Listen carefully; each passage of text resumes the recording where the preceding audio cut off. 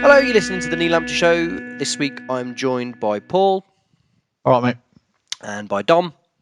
Hello. And by Imogen. Hi, Joey. And there we go. That was the season that was. We're going to have a look back over the next hour or so at some bits. Let's start with our moments of the season. I'm going to throw to... Has anybody got one that they want to throw out there straight away? You weren't talking to me, were you? No, I was asking. I mean, that was a question to everybody. This is a bad start, isn't it? It's almost like we haven't done this very often for a while. I'm going to start them and give you three chance to have a think about it.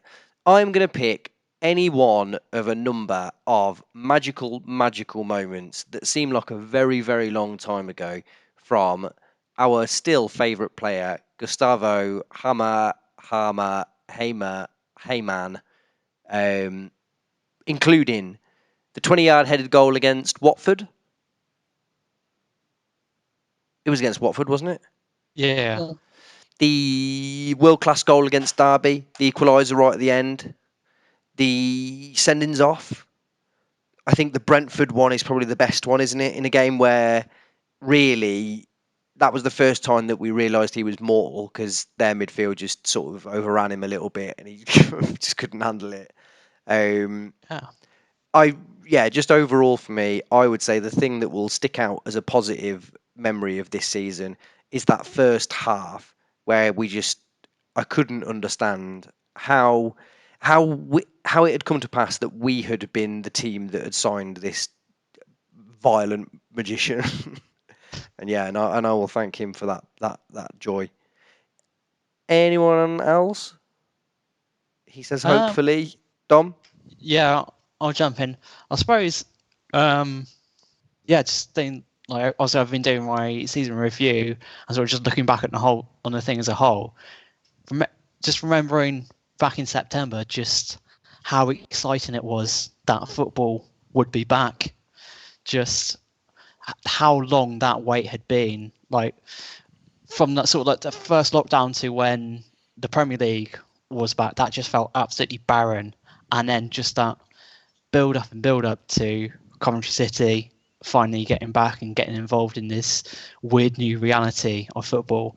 Then we conceded in 20 seconds, but it was good to be excited because I think when I think back to this season, a lot of it sort of just blends into one of me just sort of sitting down on my sofa about 5 minutes before kickoff and logging in. And just that feeling of actually looking forward to and being excited about it, of it being new.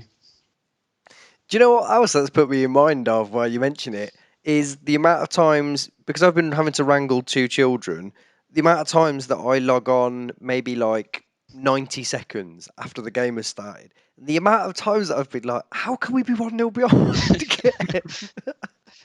It seemed like countless points during the season where I'd be like, how have I missed another goal? Yeah, so there's that.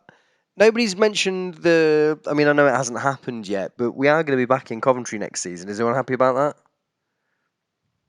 I don't care where we are. I just want to go and see football.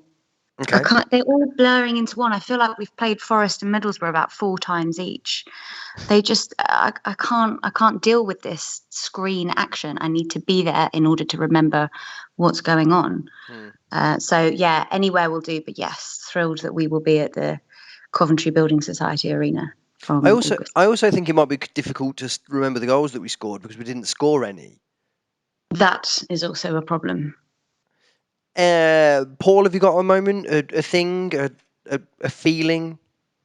I don't think anything sums up COVID more than us surviving in the Championship and then beating someone 6-1 and then not being able to go. It's like that. As I said, I didn't really. Due to aforementioned children, I missed most of the first half, so I only joined the last 2 minutes of the first half. I think I half watched Mcfadyen score, and then because I'd missed the first half, I wasn't fully engaged, a bit like Millwall, and I just thought if it would have been there, it would have been brilliant. I know it was the last game at St Andrews, and it's great we're back in Coventry, but our record at St Andrews, I mean, they must be the best. I can't remember the last time we had 2 seasons at home on the bounce where we've been that good since probably Highfield Road in sort of Strachan's early years. So the fact that we've been so good at St Andrews and the fact that we demolished Millwall and secured up, we'd already secured it, but we were in the Championship for another season. It would have been a brilliant party atmosphere. And again, it's just another one of like, oh, yeah, we've missed that. It just feels a bit, that sums up the COVID 18 months for Cov, doesn't it? It's been good while we've been not there. It's been a bit frustrating, and it'll be great to be back next season at the, whatever we're going to call the arena, the Cov Arena, which just, again, sounds stupid, but there you are. I'm a big fan of the Cov Arena. I think it's it's no, it's to just to the point, isn't it?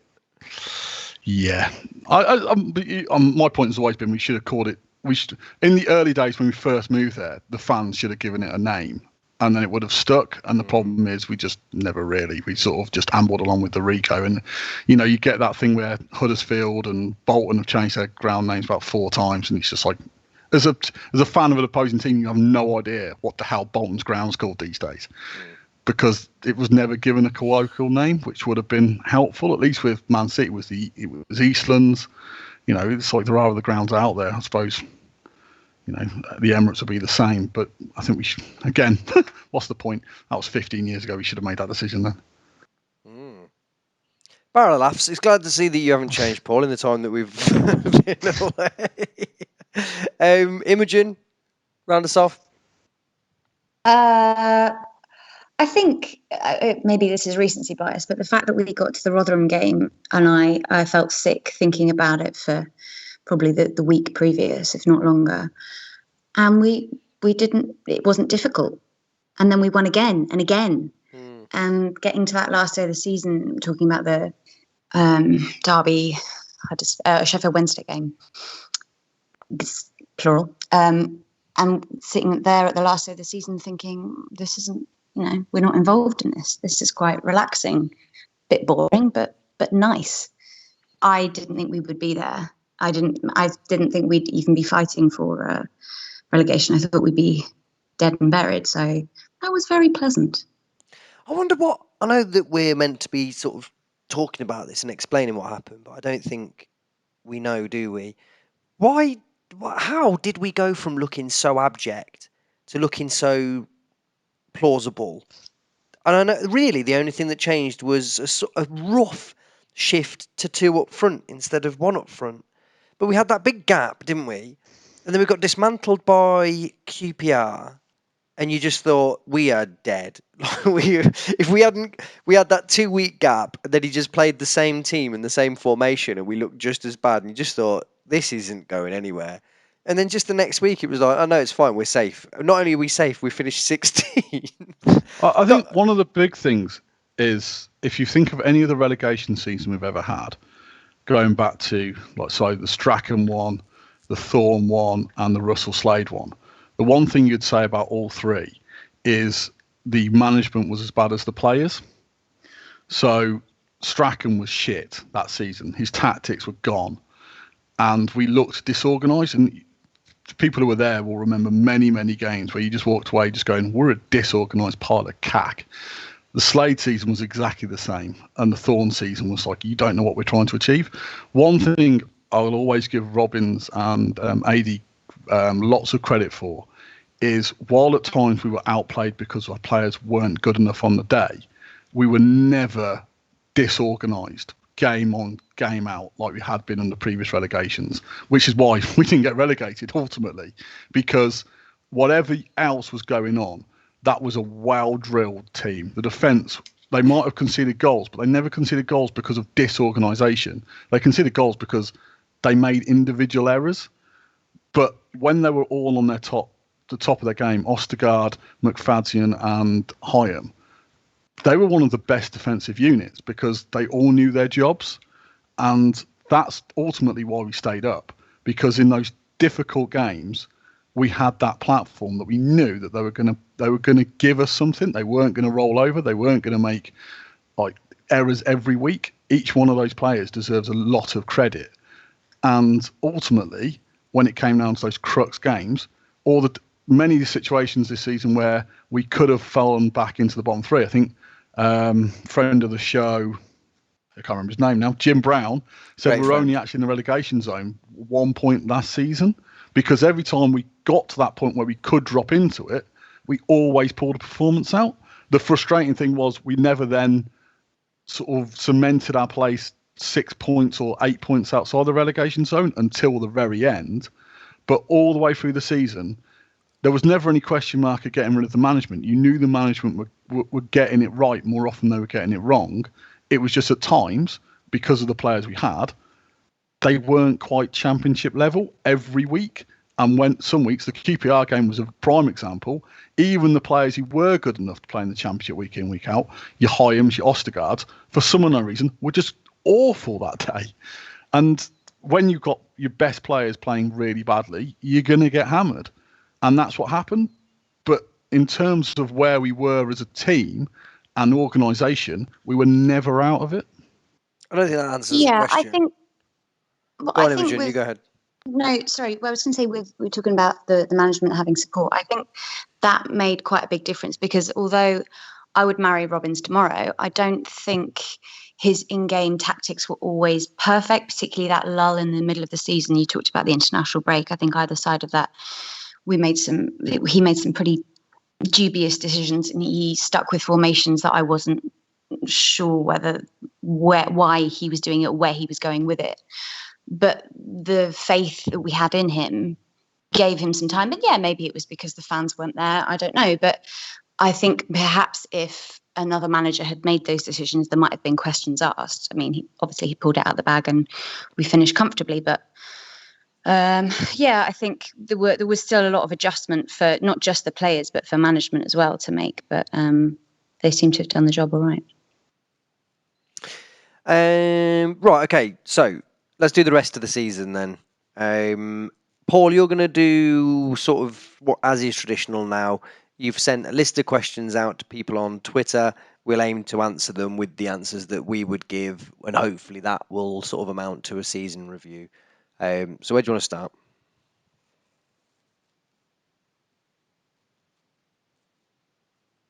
Or not.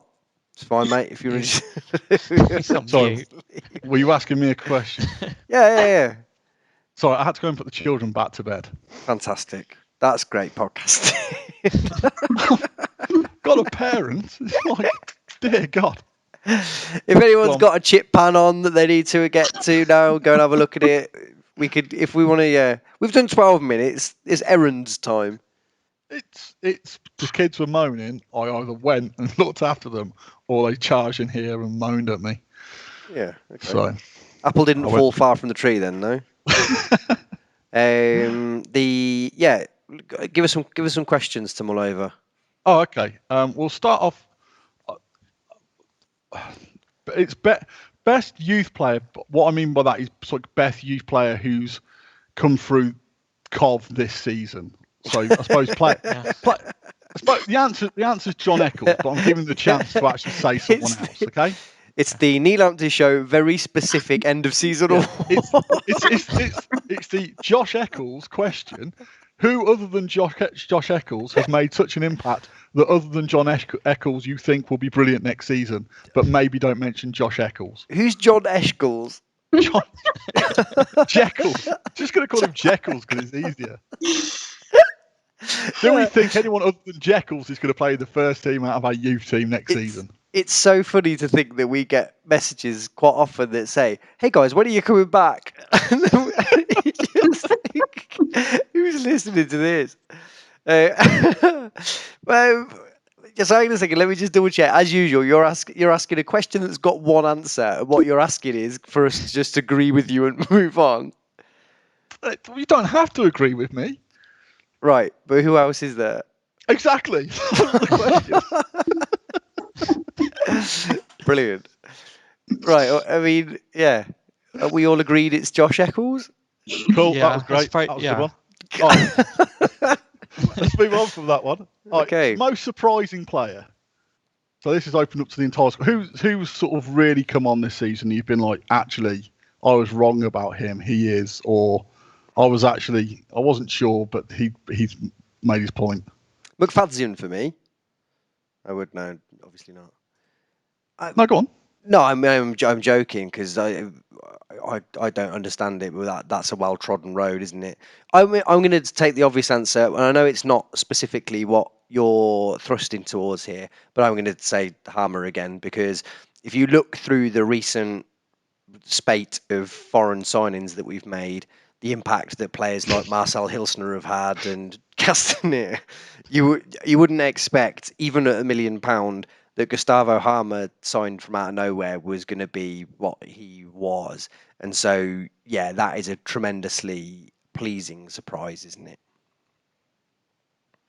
Yeah, no, I think he's.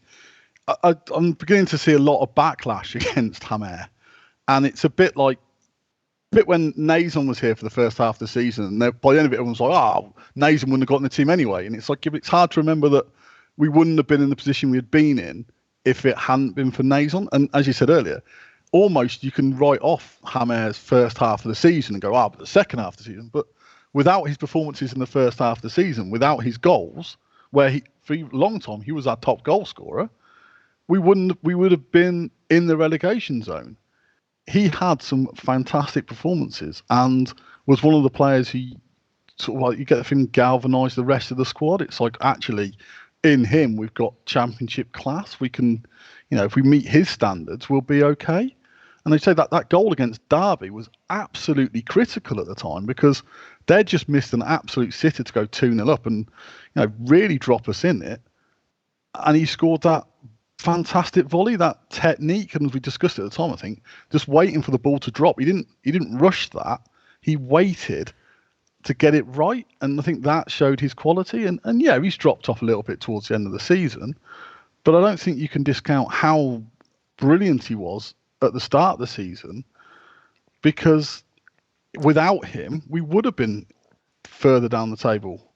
I think as well, we also kept, without wanting to be too much of a Hammer apologist, I also think we kept changing his job and his remit and everything. And I don't know to what extent you'd get tired as the season went on and just confused about what on earth it was you were meant to be doing. The main thing that typified how good he was at the start of the season for me was one of the things was how good the link-up play was between O'Hare and Giles. And then Giles was removed and McCallum became the exclusive left wing back, and McCallum doesn't get forward in the same way that Giles does. And they changed the position of where Harmer and O'Hare were in relation to each other. And so bit by bit, they just sort of ground him down. And I think largely one of the most impressive things about him was his use of the ball in terms of being able to spray things quite long, which I know is showy sometimes, but that it was impressive, his range of passing. And then we compacted so much that actually there wasn't often the players to find. We had to either put two up front and go much longer over the top of him, or that we, were denser, that he wouldn't be able to find those players anyway. So I think what we did over the season accommodated him less and less. But it's hard to, like Imogen was saying, we are all victims of recency bias. But if we cast our minds back just a bit, he was magnificent for a good long period, wasn't he? Anyway, I'll let someone else talk now. Imogen, Dom, anyone that you would suggest? I would go for Liam Kelly purely because when we got promoted, I thought he'd had an excellent season. But I wasn't sure whether he would make the same kind of mark in the Championship. And I know he's not been there throughout because of various injuries. But I think he's been really important, not just the glorious Wickham goal, but just generally he's quite calm on the ball. I think he adds a bit of defensive bite to the midfield. And I've been really pleasantly surprised by how he's adjusted. Dom? Can I just cut in on the Kelly situation for a second? Yeah, go for it. I find Kelly in exactly the same way as I appreciate Mcfadyen. I appreciate the fact that we're better with that type of player. I just want a better version of that type of player. And my issue with Kelly is I think his passing's been crap most of the season, if I'm being perfectly honest. I think his pass completion rate is about 56%. So he basically wins us the ball back. and then gives it away again. What his greatest advantage is he doesn't give the ball away in our half. He's quite happy to just hit a corner of the pitch with it.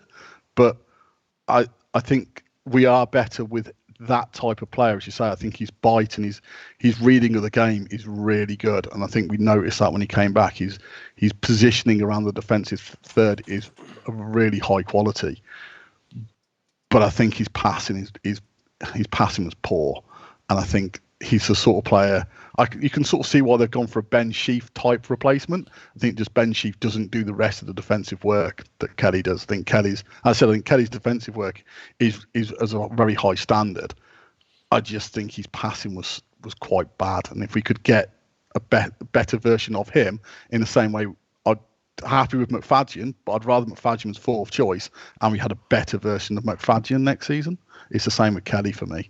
The other thing with Sheaf, of course, is that you said that Kelly had a good knack of at least not losing it, directly in front of his own goal, which Sheaf, not as which was again, yeah, a massive. You notice that difference when Kelly was there. It said he's happy to hit the channels, but we didn't play with wingers, so I don't know who he was aiming at. But he didn't give the ball away in our third.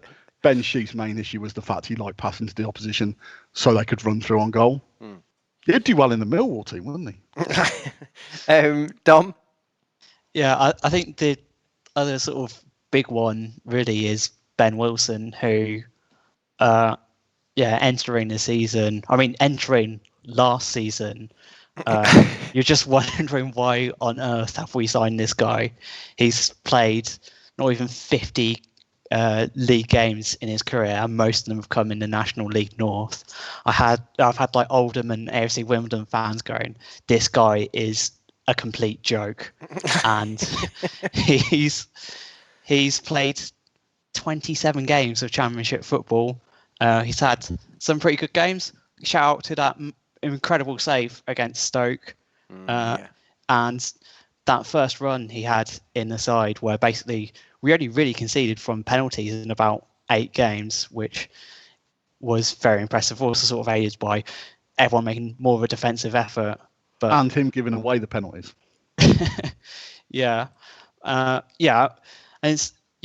think the downside is, he's clearly not someone who you'd want to be first choice next season. There's been quite a few risks. That performance against Luton, where he just set off the alarm bells from almost his first cross, was very concerning. And then the one against Preston, where he tried to give away a penalty, got away with it, and then gave away another.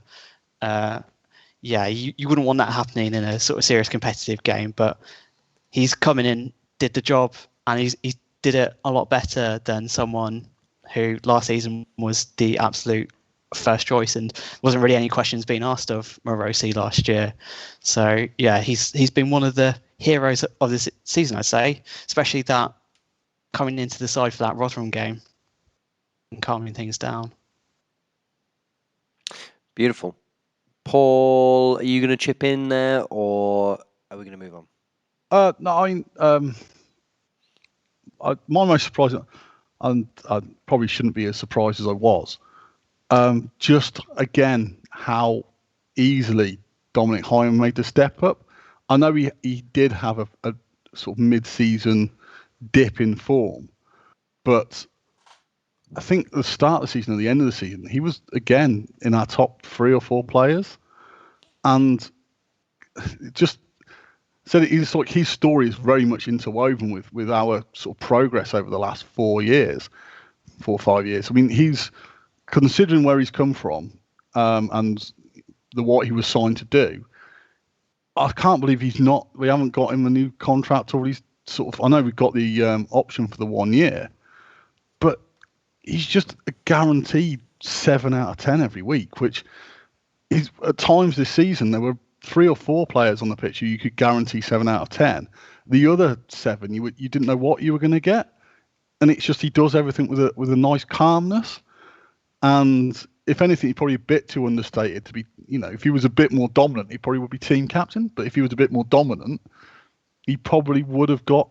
There'll be clubs clamouring for his signature as well, because he really has shown that he's championship quality, which, as I said, some players didn't show that all season. He was one of them.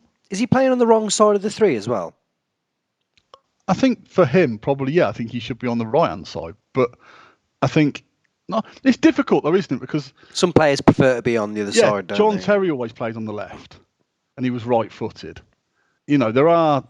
There's different nuances between being right or left-footed. It's about where you want the player in front of you, isn't it? I suppose. Yeah, and also where the ball's coming through to you, so how you then react. So obviously, if they're playing the ball down the channel inside you, you're on the right side, if it's the outside of you, and also because you've got a left foot to the other side of you, there is a gap between where neither of you are on the strongest foot. But I just think that he is a very, very assured defender. And as I said, I think there are lots of players who had wild swings in form. He just didn't. Next question. Most unfortunate. Most unfortunate. Okay, I've got an answer for this. Go for it, Dom, while the rest of us work out what that question is. So aside from being injured for a lot of the season, also scoring a couple of own goals and giving away a couple of penalties, you'd have to put Michael Rose, I think, just the most unfortunate. I mean, even sort of some of the own goals, it's sort of just like stuff that's just sort of hit him and then gone through, or the one against Nottingham Forest where Morosi has come to claim a cross, he's completely missed it and then it's gone off Rose. Yeah, it's just felt this season Rose has never quite got a fair run of it, and when he has, he's got injured again. So it's going to be interesting to see how he does next season. I think the past couple of games he's looked okay, but you'd imagine there might be a bit of competition for him next season. So yeah, he's got a bit of a point to prove next year, I reckon. Imogen? Can I just clarify this most unfortunate question? Paul, can you elaborate a bit on it? Do you mean like... The way I looked at it is I think I had a list of options. So you have Dabo, who I think has been very unfortunate with injuries, and he's also been unfortunate by the fact that his replacement, Da Costa, isn't trusted. So we basically rushed him back probably 4 times, where you watched him and you're like, that guy's not fit. He shouldn't be on. Oh, he's broken down again, and he's missed another couple of weeks. So you've got him. You've got Godden, probably the same. Godden and Walker you could probably discuss in the same sort of remit. I think also the young lad Victor from Swansea, who was again a strange sign. Sorry, Victor who? Victor from Swansea. What's his surname? I think he doesn't have a surname. He's Swedish. They all go off. They're like Brazilians. And again, we didn't seem to know what the hell to do with him. Like we played him out wide, we played him deep, and at the end of the season, playing him up front on his own, he seems to have been the player that, when we signed him, we needed up front on his own.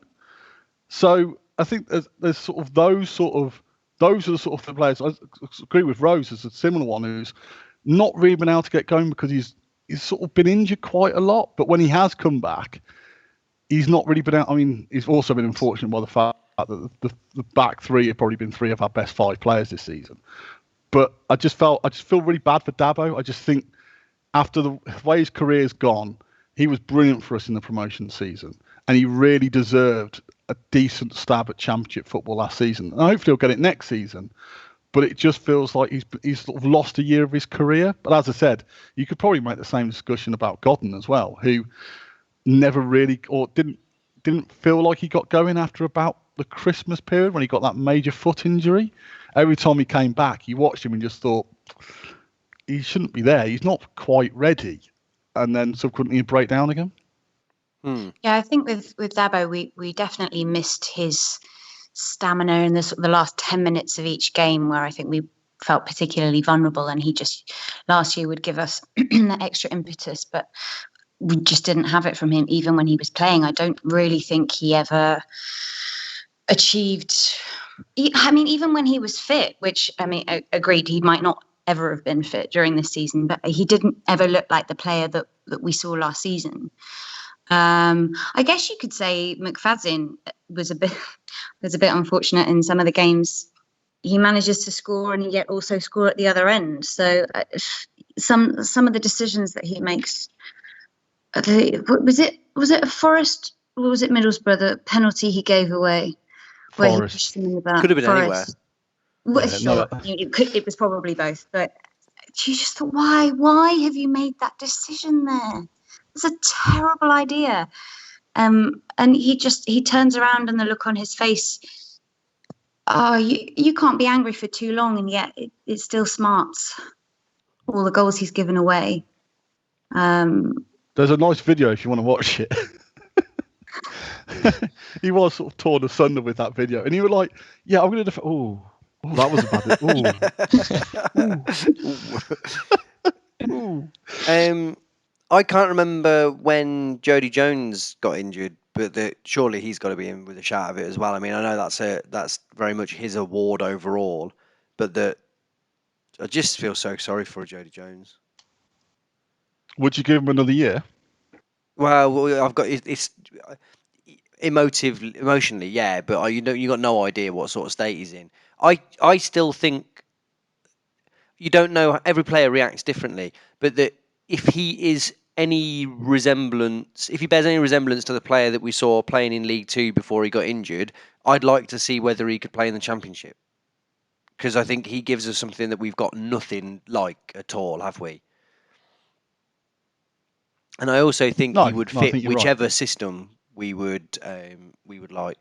Actually, we have. The thing is there was actually. I guess he's a little bit like if Callum O'Hare was less defensive and had more end product. You would, but that's not being overly cruel. But you wonder actually. I can't remember who it was that said, possibly Dom, suggesting that actually Millwall gave us a portent into what we could expect next season, which is probably a return to one up front and two behind. That place next to O'Hare is going to be really important next season, isn't it? And it would be wonderful if it was going to be Jones and for him to be good, but you'd have to wait and see, wouldn't you? Next question, or are we missing an answer from you, Paul? No, I think we've covered that one. I'm sure you all enjoyed that question in the end, after your initial scepticism. Best loan. Good question. Anyone? I'll throw my hat into the ring, and it's going to go in this way. It won't really work, but after not really being convinced in the first couple of games, Mcfadyen James is my type of player. I've been so impressed with him in the last month. He's so good to watch. He is so calm, and discussing this with a couple of work colleagues, and it's like you can tell the players who are championship players are the players who will play badly but still are championship players. The players like the League One players, and without pulling names out of the hat, but Jamie Allen, when he plays badly, he plays badly. He's not good enough. He didn't come across as good enough. He looked like a League One player playing the Championship. Even on the couple of games where Mcfadyen James was not quite at it, you were like, yeah, but he's still got the Championship. You know, he's not playing out of his depth. He's just not playing well. But you can still see that there is a classy player in there. So for me, the loan, I think if we'd have had him all season, he probably would have got Player of the Season. I think he's just my type of guy. I agree with that. I think, like you say, I agree with that completely. I just think he's just better than most of the players that we've got, isn't he? It's actually, I think, quite odd that he's here. I think it's probably only geographical circumstance that he's here, isn't it? Because he could have. I think am I fair in saying that Barnsley would have probably kept him, Dom? Not entirely sure what the circumstances were. It was either because they didn't feel like they could afford him, or the manager just didn't quite feel that he quite fit into sort of their mad or chaos all the time. Yeah, yeah. I think it's sort of combining those two things. They thought we could probably do without him. Also, I suppose another of the key reasons why Mcfadyen James is here is just how little football he's played over the past 5 years due to a variety of injury issues yeah, there are quite strange. I think there's one ACL and one quite strange, almost like kidney issue that kept him out for ages. If we're talking Were you about, expecting him to be that good, Dom? Um, Or did you not think he was good? So I'm putting words in your mouth. Dom, was he as good as you thought he was going to be? I suppose I went through stages. Sort of when he came in, I thought, oh, he's just gonna be absolute class, and that is just gonna lead us. We're just gonna look at him and think that is absolute class there, and he's just gonna steer the team away. We're just gonna be able to give him the ball all the time, and it's gonna get us out of danger. And that didn't really work. There was a few games where it just felt like having him and Hamer in the midfield. There just wasn't enough presence about it. And it's only really sort of the past month or two, starting off when he was paired with Liam Kelly, where you could just see he was a cool head in the middle of a lot of chaos that made a huge difference. So yeah. I mean, other we good discussed this loans. I discussed on the words ago. I despised the Barnsley game. I couldn't cope with their fucking frantic football. If I wanted to watch a bunch of 6-year-olds play football, I'd go to the park. And I know they're in the playoffs, and obviously it's working for them, but it just didn't do anything for me. But in that game, my solace was Matty James getting the ball. Because it was like, he's going to do something. And he's not just going to kick it first time. He's going to think about it for a second. He's actually going to take some consideration of what he's going to do with the ball. And I really enjoyed that. And that was the only thing I got out of that Barnsley game, because I fucking hated the way the Barnsley play. And as I said, it's highly successful and it's doing them brilliantly, and they could get in the Premier League with it. But it's just too chaos. It's too, like, Rafa Benitez would be spinning in his grave. I do love the idea of them being in the Premier League. People, when Sheffield United went up, people were like, "Oh, this is interesting." Barnsley got it, be like, "What the? What is it?" They wouldn't last 2 seconds as well, would they? No, you can't imagine that sort of frantic football, especially with their high line. In the Premier League, there's so many quick strikers who are just. I mean, we exploited that high line, 5-6 times, and we're not. The strikers aren't the quickest or the best, but we really exploited that high line. If they'd have been against, even Godden managed to stay on side against Barnsley and and exploit the high line. I mean, that's how bad their high line was. So, but yeah. But as I said, fair play to them. They've done remarkably well, but it's not for me. I'm going to throw in another couple of shouts for loan of the season in Marcel Hilsner and Castaneer going out to their respective clubs. Drysdale's got promoted at Cambridge. That's true. Yeah. Fair play I was thinking more. Made hard work of it though. I was thinking more of Sam McCallum, Ostergaard. I think Ostergaard, the way that he's grown over the season, I think a bit like how you said with Matty James when he came in initially.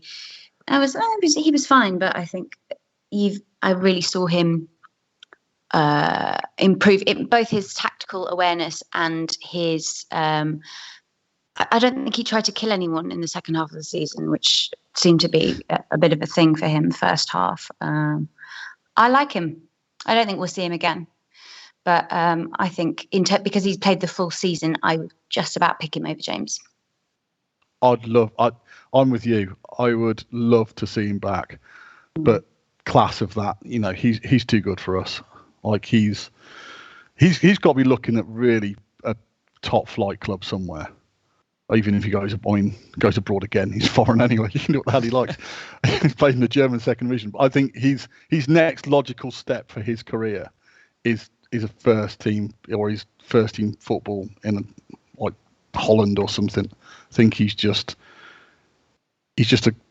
how we got him is massive credit to the club, because he's just really good, wasn't he? I mean, he was just class.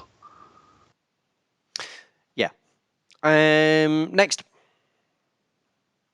I'll go around the table. Ben Sheaf, yes or no? Dom? No. Ooh. Joey? No. Imogen? Absolutely not. Sorry, Ben. Next question. I'm going to throw this one out there. Best opposition player. We never do this, but for the first time in years, we've played some really good opposing players. So who's your best opposing player? Immediately for me, I don't know whether the best player, but the best performance I thought was Todd Cantwell for Norwich. Oh, you win the prize. Everyone else's answer is wrong. I ask questions where there's one answer. Yeah, that's all you do. That was the answer. Yeah. There's also Danjuma twice. Yeah, that would have been mine. Was ludicrously out better than us. is a word there. Who else? Dom, Phil, you give us the correct answers while we try and remember some of the people. The other one I was thinking of was Lucas Schwal of Reading. The away game where he just stomped all over our defence like they weren't there. And the goal he scored at St Andrews, where it was just like a blink of an eye from Benchy, and boom, that's in the net. That's a very good striker. And also like the Harvey Elliott, Adam Armstrong axis of Blackburn. Yeah, Harvey Elliott. Mowbray's a fraud, isn't he? Yeah, it's crazy. What a fraud. Yeah, Harvey Elliott. Especially they beat us 4-0 gallingly that game, didn't they? And they had Lewis Holtby and Armstrong and Harvey Elliott specifically. Yeah. Yeah, he's a confident lad, isn't he? I saw this week that he was saying, "Yeah, it's been nice being in the Championship, but I'm going to go back and play for Liverpool next season." You're like, let's see. Good luck, mate. Yeah. But Bournemouth away was the day where it was like, whatever we say about any of our players being top quality. No, top quality was like Bournemouth's attacking unit that day. That's where our players have got to be looking and saying, that's the aim. That's what I've got to be trying to match, because some of their players, obviously they're a Premier League club. Most of those players are Premier League players, but it's just a different world, isn't it? It's the speed, but it's also they don't waste the ball as much as we do. I'll get on to colour my hair, but it's the use of the ball. It's that knowledge of when to use it correctly, and that lack of sort of, I said wastage, I can't think of a better word. It's so more nuanced to what they're trying to achieve instead of just broad brushstrokes. It's a bit more intricate, and again, if they'd have had a proper manager all season, they would have walked the division, or they'd have been as clear as Norwich and Watford were in the end. It's just, anyway. I thought as well, on the subject of Bournemouth, is at the peak of Hammer hysteria, when we played them, Lerma just completely snuffed him out.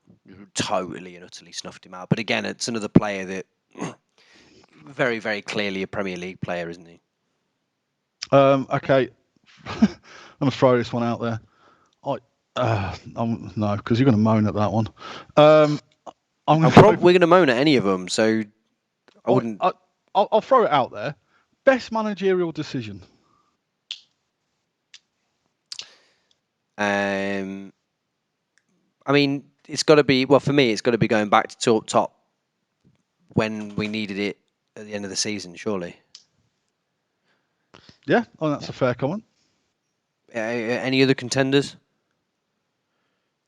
I think it was hard to, sorry, Dom, but it's the fact that we've decided to. We got to a certain point in the season where we thought we could try and stay up by playing football, but that's a bit dodgy. What we'll do now is become really, really good at set pieces, and we'll try rugby and kick the ball into the corner and let Sam McCallum throw the ball into the penalty area instead of trying to kick it into the penalty area. And after that decision was made, Sam McCallum's assist went from about 0 to about 18. Interestingly, on assists, do people know what the numbers are for assists? I had a look at it yesterday. Do you know who's top? 8, hasn't he? O'Hare's got 8, yeah, after a load of people were saying he doesn't get any assists. And then, do you know who's second? Giles. James? No, but Giles is up there. It is Matty James, yeah. James has got 3. But I think Giles got 2. If we were going to do worst managerial decision, I would pitch letting Giles leave. Possibly we'll come back to that if it comes up. But yeah, Matty James 3, which I think further solidifies the kind of the suggestion that he really made a big difference for us, didn't he? Sorry, Dom, I sort of cut in above you. No, I was just sort of trying to clarify the question whether it was sort of broad stroke managerial decisions and sort of bigger decisions made, or It could be the choice to in-game. go from sort of PG tips to Yorkshire tea. You take that whatever path you want to take, Dom. Okay.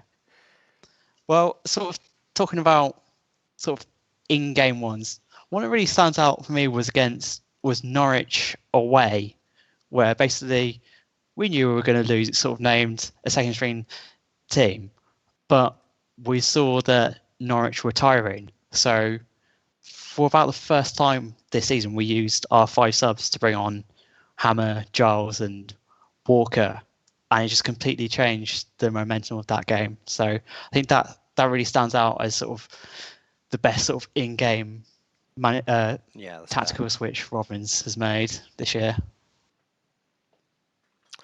I've seen a lot of people now going, oh, the people who've been moaning Giles going, ha ha ha ha ha. It's like, look, no one said that Giles was going to be the difference between staying up or going down. It was just Giles was quite good for us, so I was disappointed that he left. That was it. It was sort of, I don't think anyone was going, oh, Giles is fucking Ryan Giggs. We need to keep him because he's amazing. It was just like, Giles is a good player. He looked good in the games he played for us. He gave us a different option.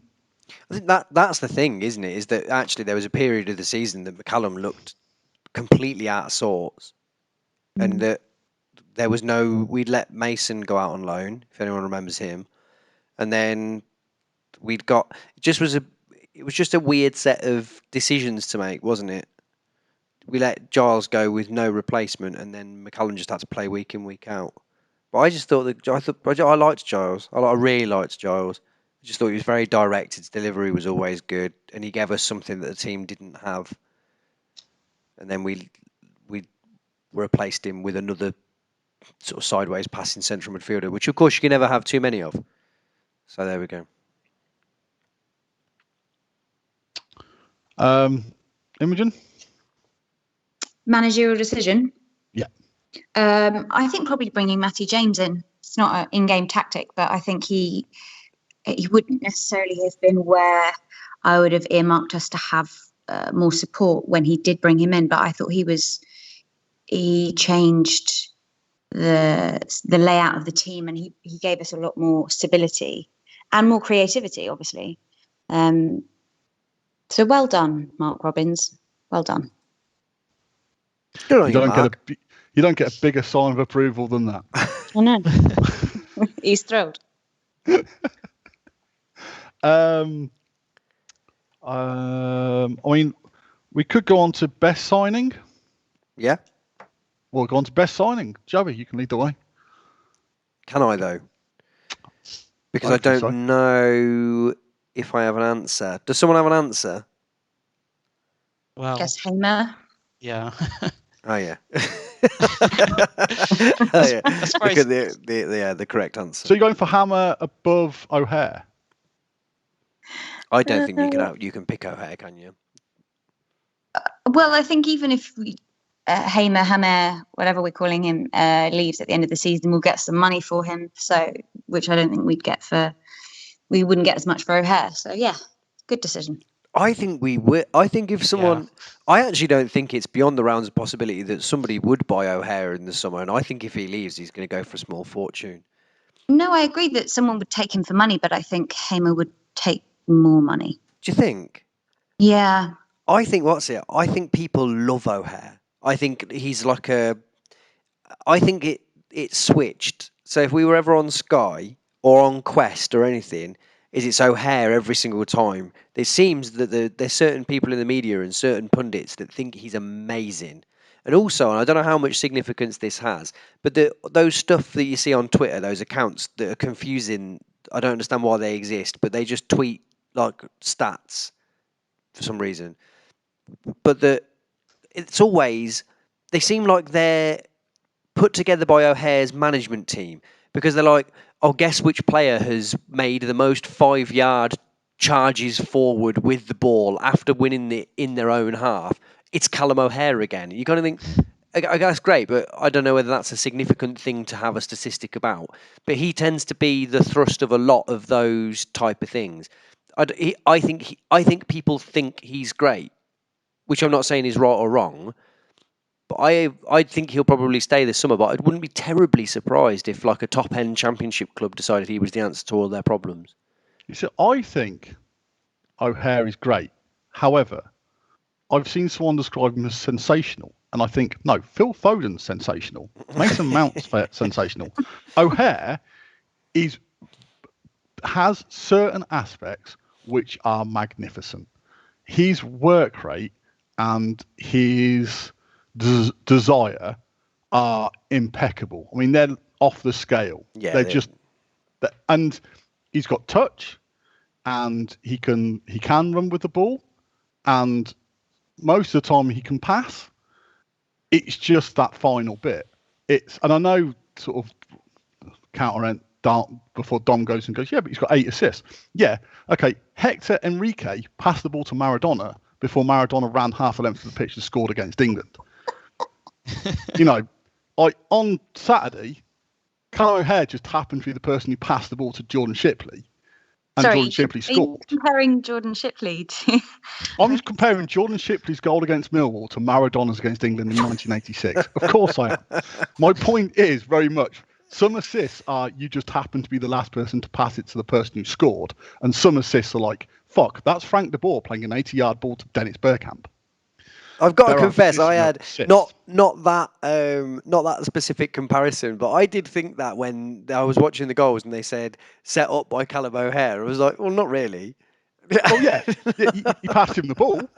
Like who passed the ball to Tony Yeboah when he scored that goal against Liverpool? Yeah, no one fucking cares. Do you know what's funny? Do you know what's funny about that? Genuinely, when I watched that and they said the assist was provided by Callum O'Hare, I genuinely watched that and thought, I think they've got to be really selective about what they call an assist. And I can't take anything away from him. I know lots of people have got him as player of the year, and I think I really like Callum O'Hare. I really do.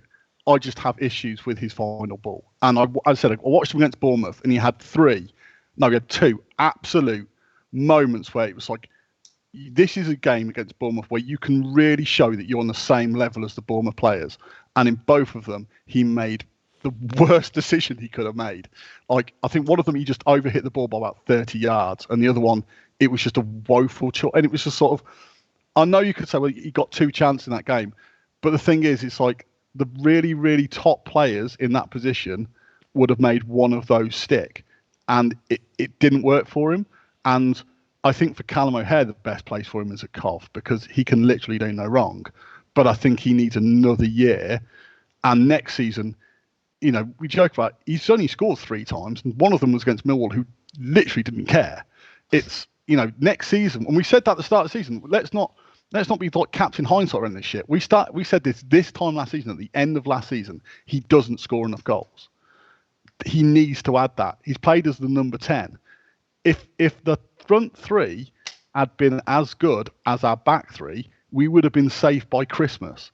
That's the difference, because they haven't quite been good enough at times, and O'Hare has to be part of that. As great as he's been this season, he has to be part of that discussion that the front end of our team hasn't been as good as the back end of our team. And as great as I think Callum O'Hare is, I wouldn't give him player of the year, because I think for lots of games he wasn't quite good enough. And I think he has everything else. If he could just get that final touch or vision or whatever it is, then yeah, applaud him to the hilt. Like, give him every award. He will be a Premier League player. But until he gets that final 10%, he's a championship player. And that's what he's got to do, because, as I said, you can't knock any of his qualities, because they're qualities that very few players have and actually make it work for them. Any more before we move on? I still want Dom to argue about the assist rate. Oh, he got 8 assists though. 8 of them. That's 1 7. It is. It's absolutely right. It's more than Hammer. So yeah. It's like on a different. We'll go on to this because I think it's interesting. But many years ago, not many years ago, but Hawula was our top goal scorer, and Neil wasn't buying it. He'd had a good season at all, and I think he got 11 that season, and he scored in like 11 separate games, and like Hawula had in sort of stats term a really good season. Tyler Walker's got 7 goals this season, and he's our top goal scorer. I still think he's had a bad season.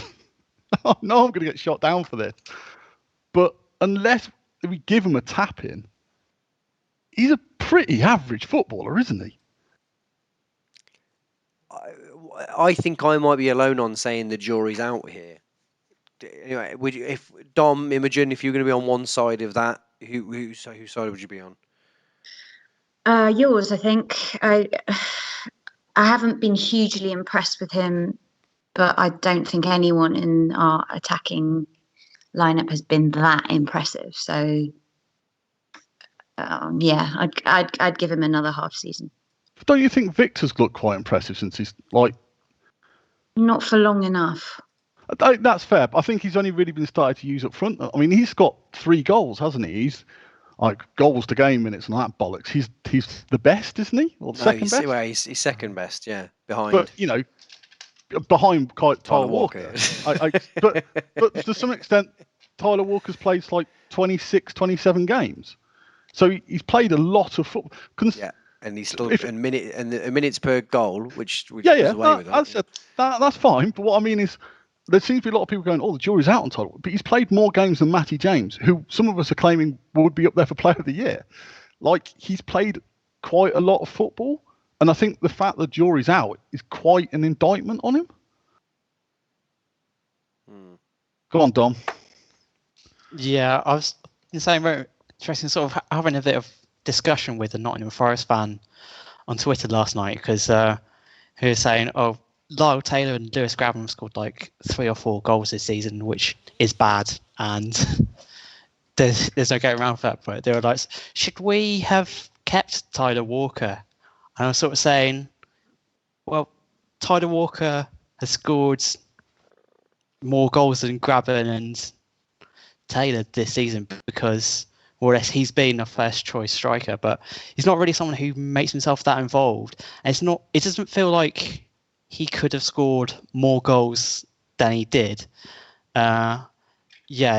Stuff like the movement doesn't seem to be that good. If you're just looking at him as a pure finisher, he doesn't seem to get into good positions that often. He just get caught offside an awful lot, and even stuff like he does in his running, just pull out wide when he gets the ball, which takes him away from shooting positions. Like even against Bristol City when he won that penalty, where he was sort of sent clean through on goal, and his touch takes him away from it, and then he gets fouled for the penalty. But you do have to say that the major caveat with Walker was he came to the club without a full pre-season. He then got COVID. Yeah. He then got injured just as he was coming back, and then the rest of the season has sort of just been a cycle of not quite fully fit, injured, not quite fully fit, injured. So I also think no see consistency of attacking partners. Yeah. Which I think we've gone past most unfortunate. Cry me a river 20 minutes ago, lads. Like 2 of his goals were basically the defence fucked up. They weren't even shown on the iPlayer, and he scored 1 of his 7 goals with his dick. That's class, to be fair. Anyway, sorry. Just wanted to say that out loud on public record.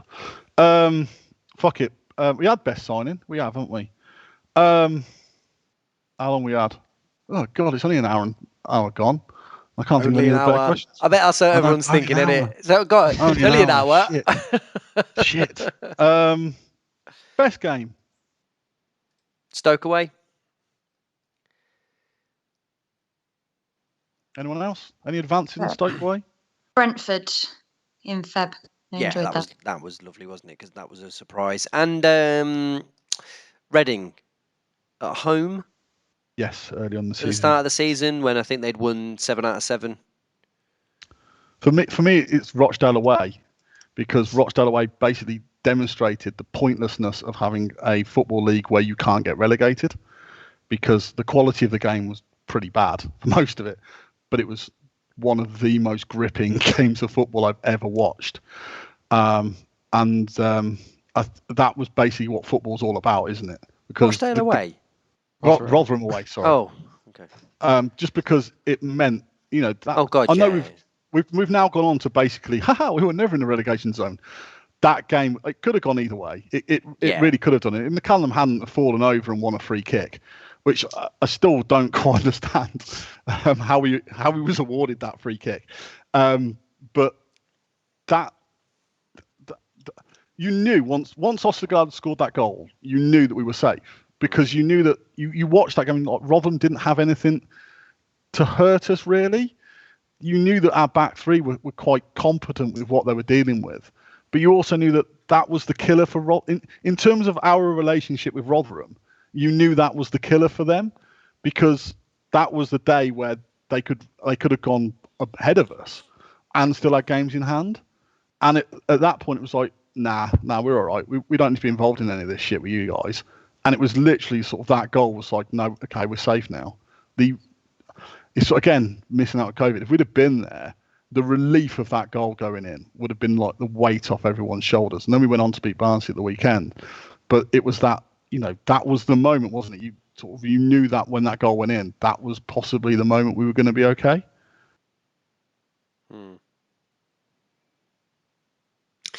Next. Right, Any other Dom, Imogen, any other games take your fancy? The other one that comes to mind is the Millwall away game, where it just felt like we had our team back from League One and we were just passing it around and having a lot of fun and confusing Millwall with having players between the lines of midfield and attack, which completely seemed to fox them. That was brilliant. Big fan of Gary Rowett, but he really couldn't get his head round us either time, could he? It was quite mystifying. I'm going to quickly go off piece for another second. Okay, we've got 6 players out of contract. So I'm just going to ask the question. You're just going to say yes or no. Now, one of them, it doesn't matter what you answer, he's going anyway. So we'll start with everyone's favourite, Bakayoko. How sad are you that he's going to go? Oh, good night, sweet prince. I'm going to... The problem is that all of the freaks are going, aren't they? And they were a lot of the source of fun. Do you know what I mean? I don't mean that in a bad way. But you talk about freaks because one day he was bald, the next day he had a really long haircut, and the next time we saw him he was bald again. but them Bakayoko, Castaneer, the sort of players who sort of, they should never have got anywhere near a championship team. It should have never have come to pass. It's just it was like an anomaly that it happened in the first place. We're now too slick for players like that, aren't we? But it is a shame because they're great fun, aren't they? I think Castaneer still got another year. Yeah. With Hillsborough. And sorry, they're not even on this list, mate. Right, the list. The other players on the list. So we'll just go quickly around the houses. Start with Joey. Go Joey, Imogen, Dom. Liam Kelly. Keep. Yeah, sorry. Imogen? Yes. All right, Dom? Yeah. All right, cool. Max? Sorry, Max, no. Ooh. Imogen? No for me. Dom? Yeah.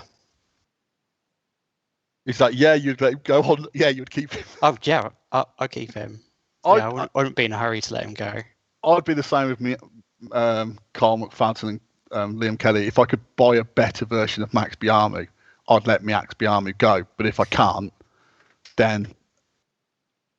Without wanting to be rude to Max, I also wonder actually if he's a lovely lad and he's on literally no money whatsoever. I wonder whether you keep him just because it's nice to keep Max Biamu sometimes. But the thing is, I think whatever we say, I mean, he's had moments this season where he hasn't looked particularly championship quality, and he's had moments this season where he's been a massive Yeah, he's success. been a game changer, hasn't he? Yeah.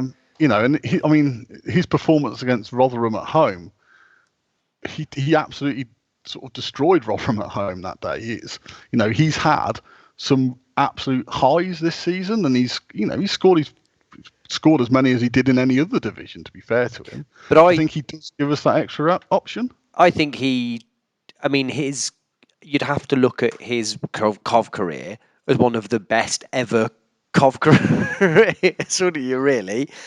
But I think it's probably come to an end. I think it's nothing short of a miracle that he was able to have as much of an impact this season as he was. If you think that players like Jamie Allen and Bakayoko were signed fairly recently to play in the league below and weren't able to make that step up, and you think that Max was signed presumably to play apart in League Two, I don't even think it was to be the kind of the figurehead that he became, and actually is now scoring goals in the Championship.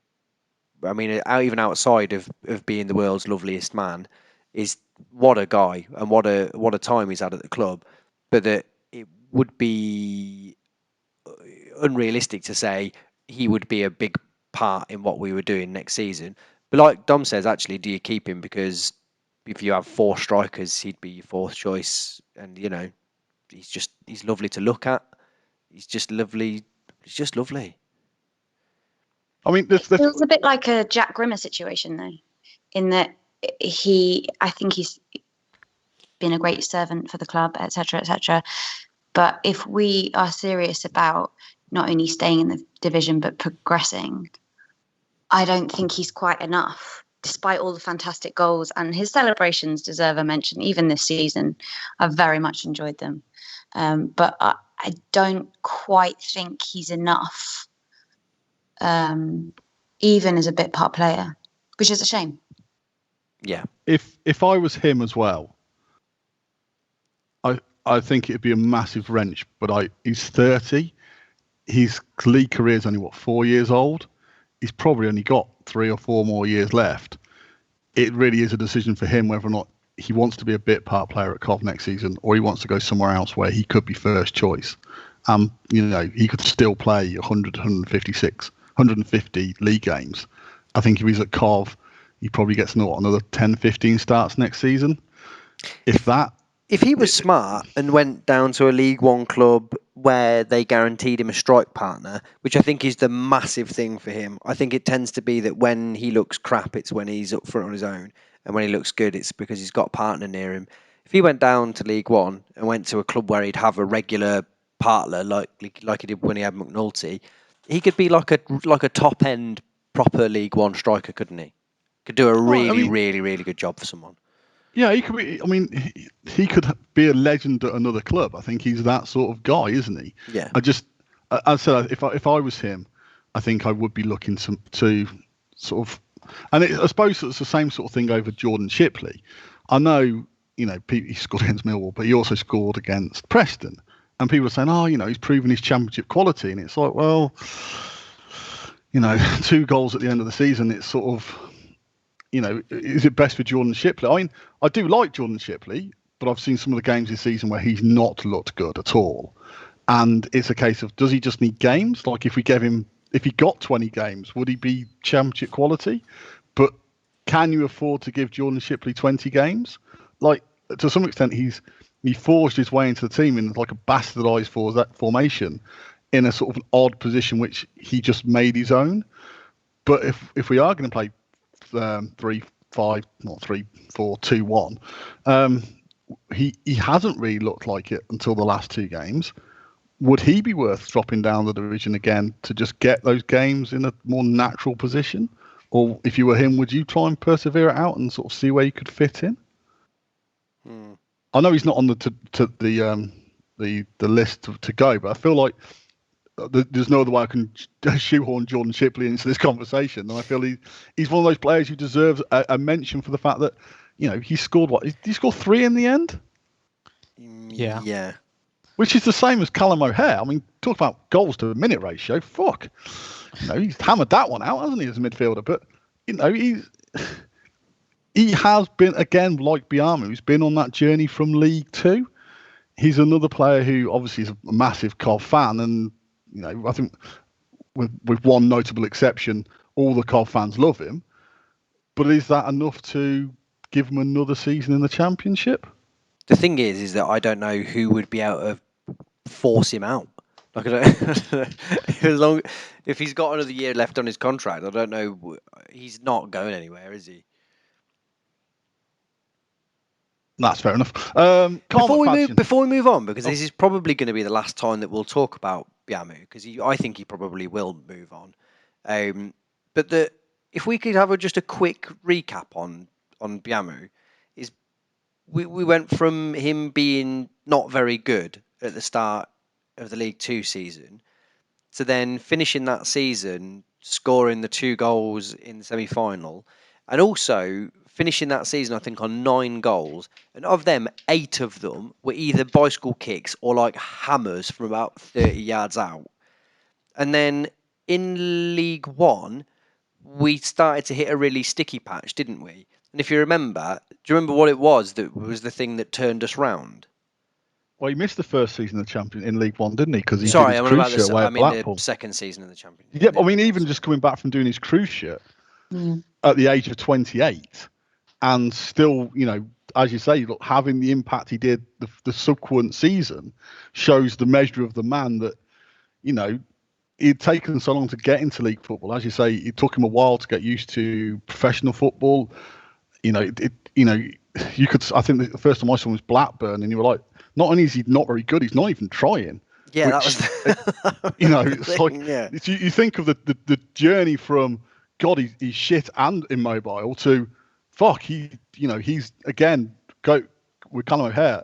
One thing you can always say from Max is what you're getting out of him. You get in the heart. You get in that whole. And I've never been one of these people, as you well know, who's been like, it's all about desire. But with Max Biamu, it's 90% of his game is the fact that you're getting 100%. You're getting Max Biamu in every game. There's no game where you don't walk away going, God, I didn't see anything of Max Biamu today. He puts his life and soul into every performance.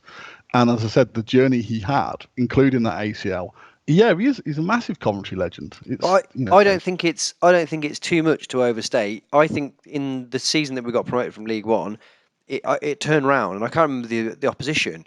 Did we bring Biamu and Kelly on at Fleetwood? That was it. Yeah. Biamu and Kelly on at half time, and then that was revelatory, and we never really looked back from that point, did we? That's when we went to the 3 at the back as well. Yeah.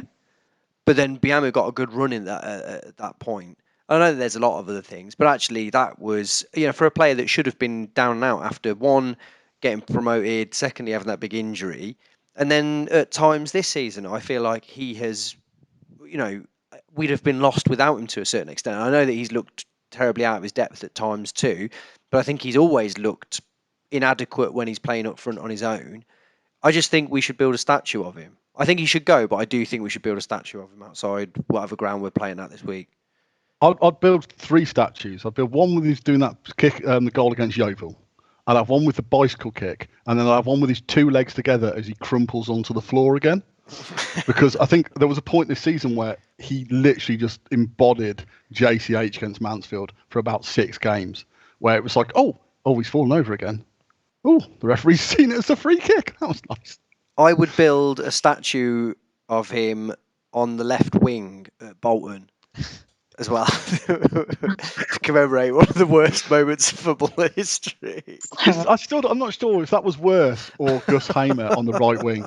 Like, both of those decisions were particularly baffling. Anyway, sorry, has anyone else got anything else to say about the lovely Max Biamu?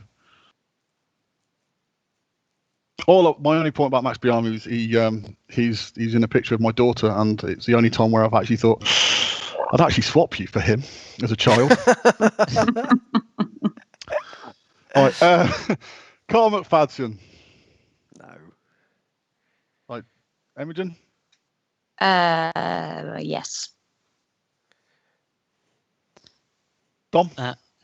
No, I wouldn't keep him. I reckon you could probably get someone better than him. I also wonder whether he's sort of been a bit of a safety blanket for the team, where because the rest of the defence is known that they can always fall back on Mcfadyen coming back into the side, that perhaps no one really needs to step up and become a leader. And I wonder, perhaps if you just take that away or sign someone who is less gaff prone, that might help others improve. But it doesn't look like that is going to happen. I would David Mailer him. I would have him around because I think he's a good guy in the dressing room. Yeah, same. But I'd bring someone else, never play him or play him. I'd basically have him around because he's 34, 35. And I think he's, again, probably relatively cheap. And because we have to sign a replacement for Ostergaard, I don't think I want to see us bring in 3 new defenders. Or even, so I think I'd keep him. Our retained list is largely just great lads, isn't it? We've just It's a holiday to Shipley, Malibu. Mcfadyen and Biamu kind of, you're not getting a game, lads, but you're more than welcome to stay. Make yourself a cup of tea. We know you're not in a rush to leave. Did you hear Clive saying that Kelly and Mcfadyen are going on holiday to Devon together No. after the season's finished? Which I love. More of that, please. Yeah. My only issue now is Joey's just thinking crime-solving partnership. No. Kelly and Mcfadyen in a caravan. There's been a murder. Come on, Fads. We've got another one to solve. No. That's And the final player. That's going to be the most boring family trip you could possibly imagine, isn't it? There's going to be no crime solved on that trip. There's going to be a very, very reasonable amount of probably Carlin drank. That's going to be that's the most exciting thing you can say just a about barbecue. You are, yeah, that is a barbecue situation if ever you've seen one. Absolutely, yeah. All right, I can't believe I'm uttering this man's name on could be running out of his contract. Dominic Hyam. Well, yeah, I'd keep him. I'd keep him on account of him being one of our best players and also at an age where he could be at the club for another 10 years. And it being almost impossible to replace him. For those reasons, yeah, I would attempt to extend the contract for a little bit longer, yeah. I'm assuming everyone else is on the same page with that one? Yes. Yeah. Cool. And Mr. Jodie Jones. Let's say, yeah. No, I don't think I would. I don't really see what we have to lose. It's sort of been this way for the past 3 years, and if he does make a comeback, and who knows whether a year is a realistic time frame for that, but it could have a huge upside, and there's probably not that much downside to it. I think we'd feel really silly if we let him go and he pops up another club. It probably won't be like a direct competitor, but I think seeing him come back to something approaching full steam would be a pretty good thing to watch. I want that to be in a Coventry City shirt. Can I play devil's advocate for a second? I really like Jodie Jones, and I was one of these big defenders even when people thought he was shit back in about 2017 or whatever it was. My biggest concern with Jodie Jones in a Coventry City shirt is I do fear that he may never live up to the expectation. And I say that in 2 regards. One, he was magnificent in League Two, as I said, about 4 years ago now. And also, he's been out of football for so long, it could take him 10, 15, 20 games to get up to anywhere near speed. And I think it's difficult because we don't know if he's championship quality. And also, I'm not sure we've got the time to spend getting up to championship speed. So if we do sign him on a contract, which I think I probably would, I would loan him out. And I would basically say, look, you're here to get fit in the summer, but next season we're sending you out to, even if it was a local, even if it was like we tried to do a deal with someone like Warsaw and send him out local, even sort of when like Notts County in non-league for a season or it's like half a season, and just say, I'm not even bothered if you're shit every game.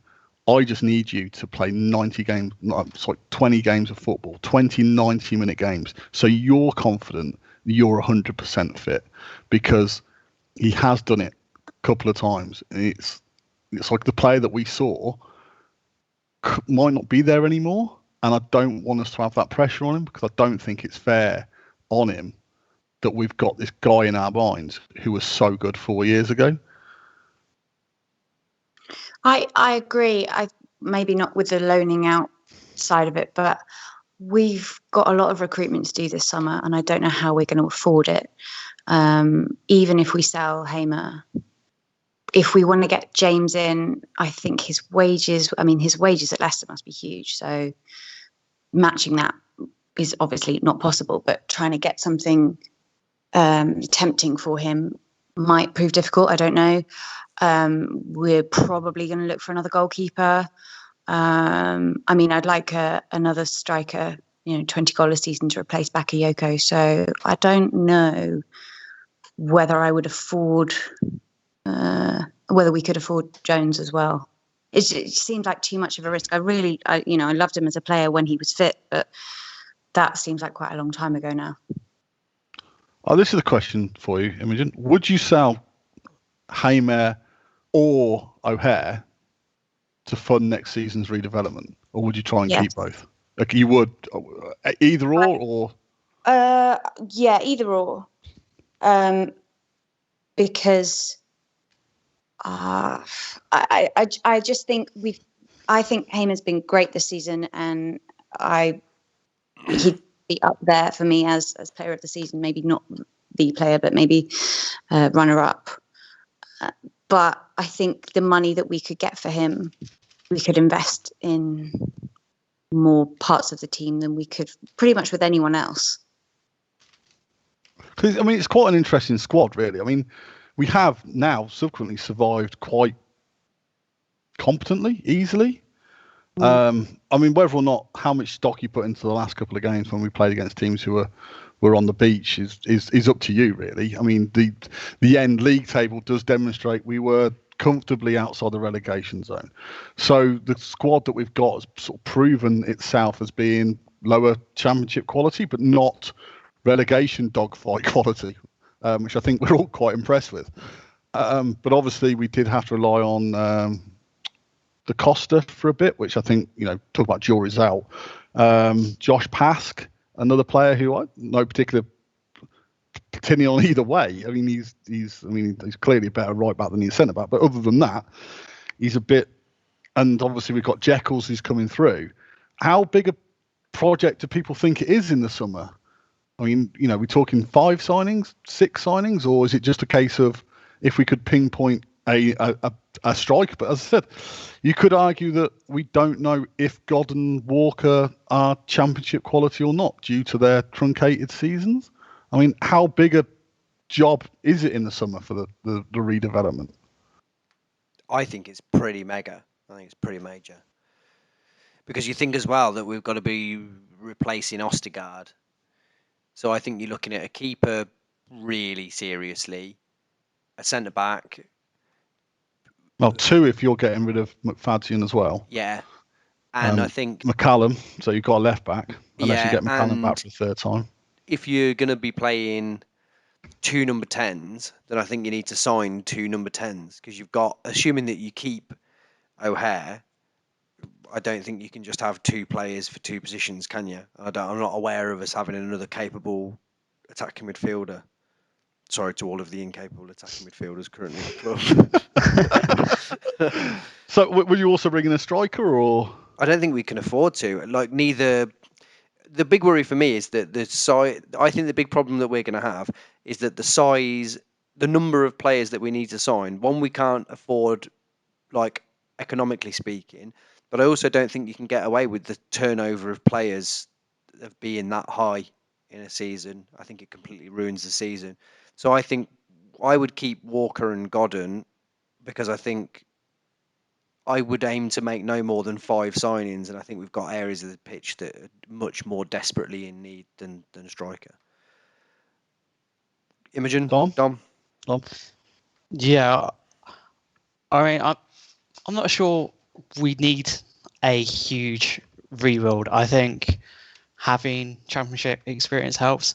Like for example, if you look at the league from the November international break, we're around mid-table. So you take out some of the horrendous mistakes we made in those first 11 games, and that can make a big difference. And just having that stability. So for me, I'd say the big signing this summer is a goalkeeper. Just find the best one available, and that's your sort of Hammer Walker signing from last summer. That's the sort of marquee player.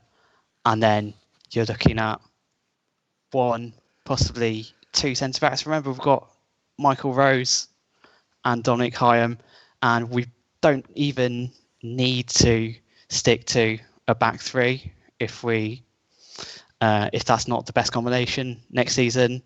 Left wing back, probably, we don't know if we're going to get Sam McCallum back, or we're going to be allowed him, or we'd even want him. I was going to say, would you want him back? Available.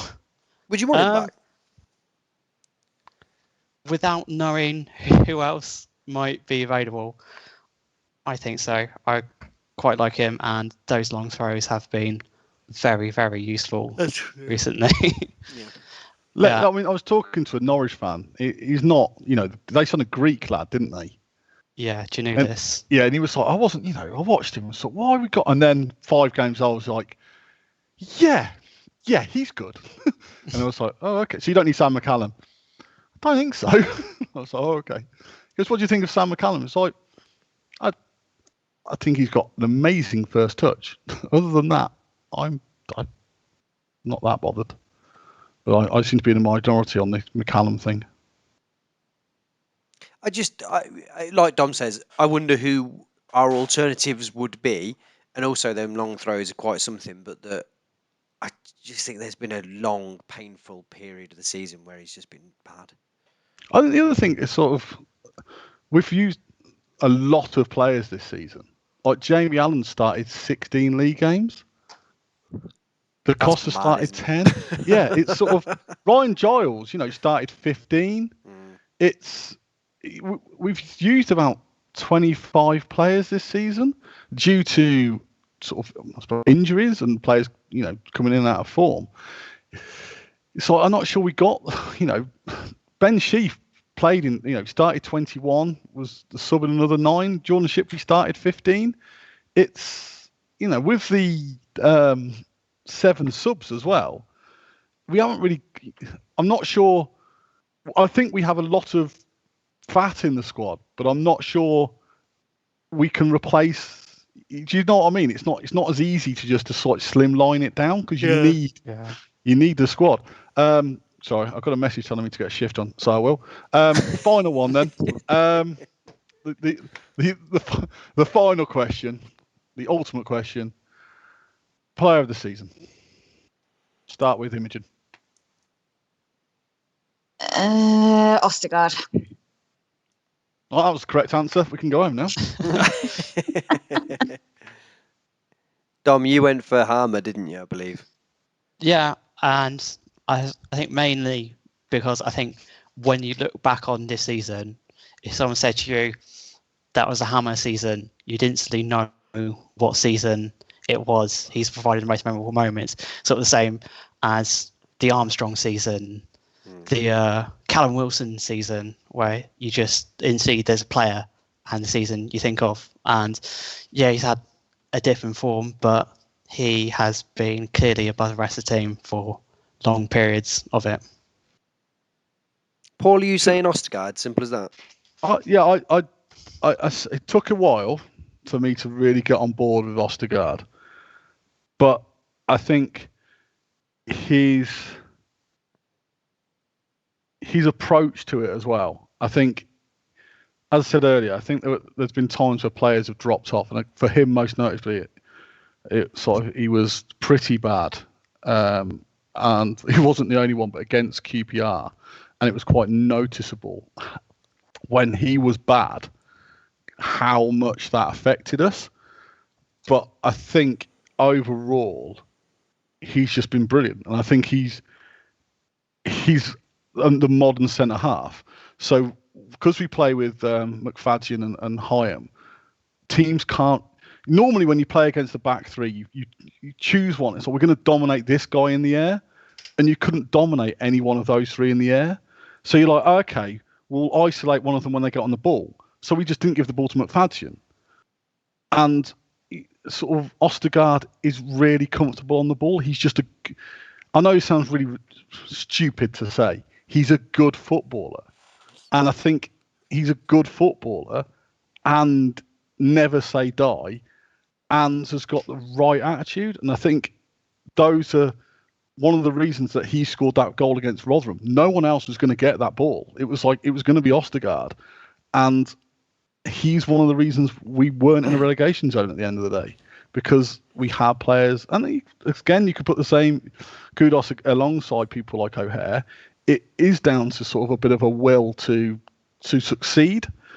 But I think he just had that extra bit of class over the whole season over everyone else. And unlike Dom, I tend to think of like the Trevor Peake season and the Gary Caldwell season. So for me, it'd be the Leo Ostergaard season. Does anyone know who made the most? I mean, I'm looking at it here, so I know, but I'm asking you. Do you know who made the most appearances this season? O'Hare. No. Yeah, O'Hare played in every game. Well, sorry, the most starts, should I say? Hyam, 42. Dom Hyam, yeah. I'd have Hyam up there. I think, as I said, I think for me, it's probably between those two and Hamer. The problem is you'd never get a massive debate on Twitter about Dominic Hyam because he doesn't have the big highs and lows of Mcfadyen. So when Mcfadyen's having a bad day, you get everyone going, yeah, but can you remember that amazing block he did? And it's like, yeah, but I remember Hyam doing that, but without the big fuck up as well. I remember Ostergaard doing that, but without the big fuck up. And that's the difference. It's like, because consistency is sort of an undervalued skill. Yeah.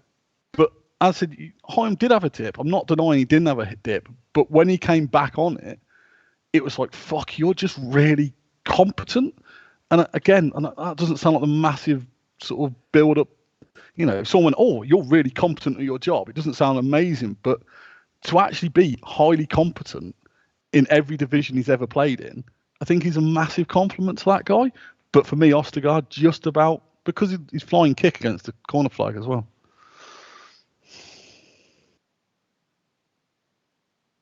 I'm trying to work out whether I would say Callum O'Hare. He got 8 assists. Why is that funny? That's really that's no reason for that to be funny, but that's really made me laugh. That has got 8 assists. I just think he, in a season where we've had so many players, he's the one really. He managed to sort of fight off any challenge, didn't he? And I wonder whether. Why is that funny? He's fought off the challenge of Jamie Allen and Jordan Shifley. But, be that as it may, it might, two bald fellas fighting over a comb. He still won.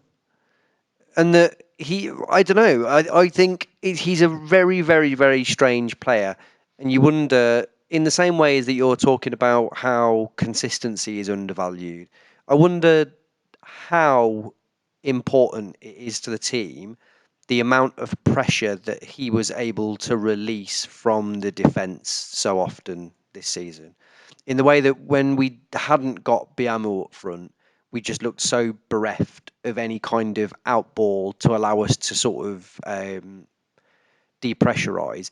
He did always, through his ability to pick the ball up in his own half and just carry it, even though there was no end product. The fact that he bought us sort of 30 to 60 seconds of taking us up the field, I'd wonder how many goals we didn't concede as a result of that.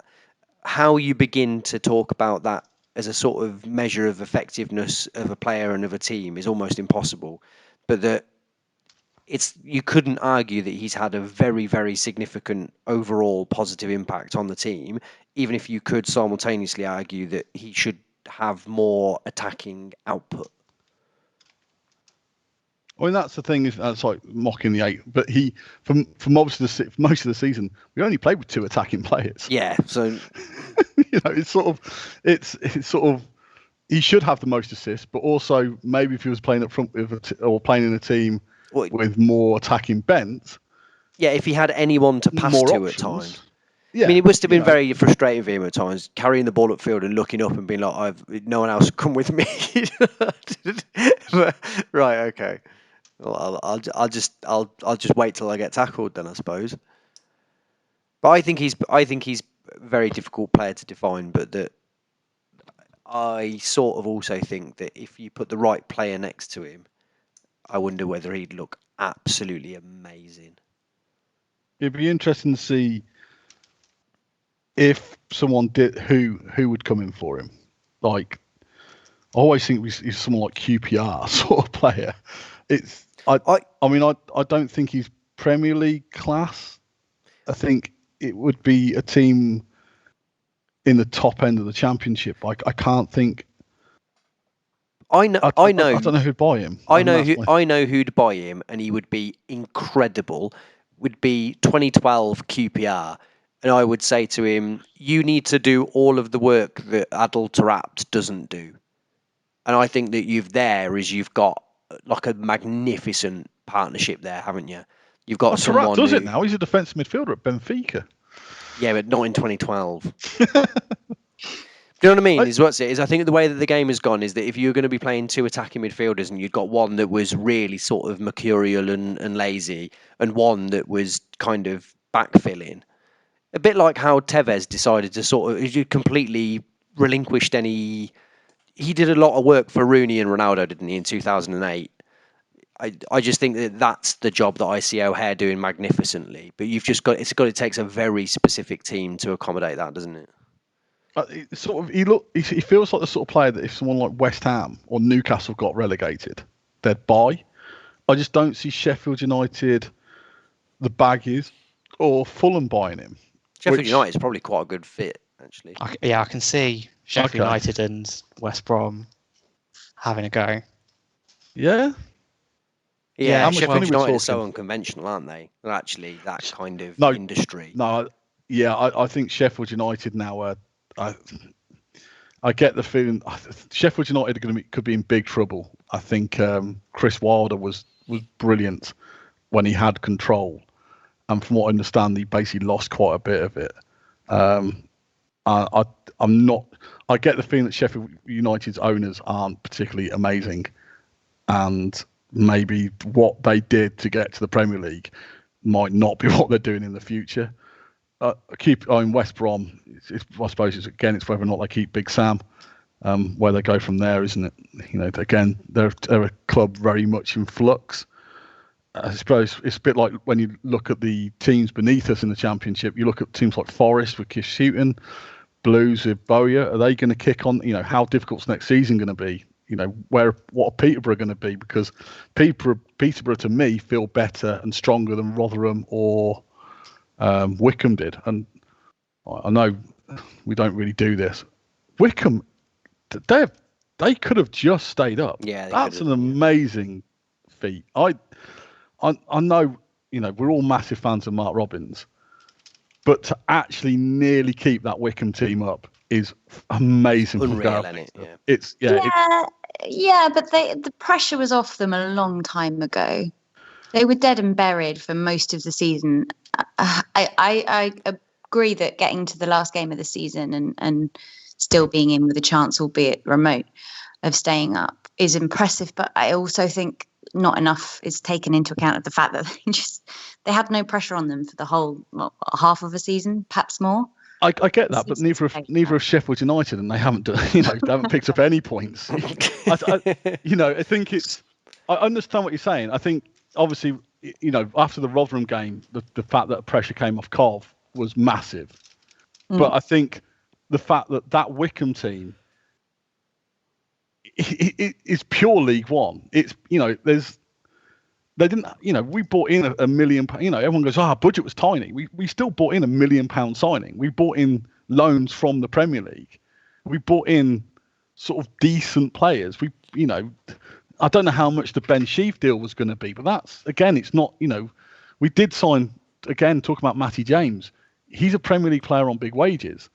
Wickham, I think until about 2 years ago, didn't have a goalkeeping coach. Like, Wickham are proper urchins in the Championship. And to even be remotely within, as I said, I completely understand your argument. I think it's a valid one, the fact that once the pressure was off, it allowed them to play the football they wanted to get results without. But to actually nearly stay up is just, for that club, for that set of players, I think is a massive achievement. Considering they only got into the playoffs basically because we didn't play them last season. Because that was their game in hand, wasn't it? That got them into the playoffs. They were technically 7th or 8th, or no, it must have been 7th before the division got rejigged.